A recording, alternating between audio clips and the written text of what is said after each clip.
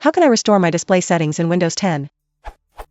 A kid pressed some keys, possibly some hotkeys, while I was away. It caused the display to turn to a reddish tint. I want to change it back to default. I don't seem to find any simple way to do that. Most of the forums I read discuss using some tools like color management. But I don't want to customize my display. I just want the default look back. I have already spent more than an hour searching for a solution without any luck. Please provide a simple solution. This is a basic setting on the Windows Action Center. All you have to do is press the notification button, and press night light to turn it off.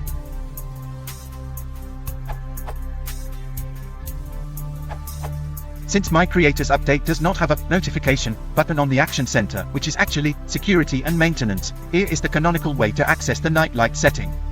Settings, on the Start menu, System, Display.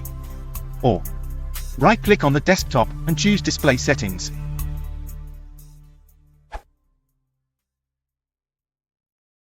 Into the chat some gameplay.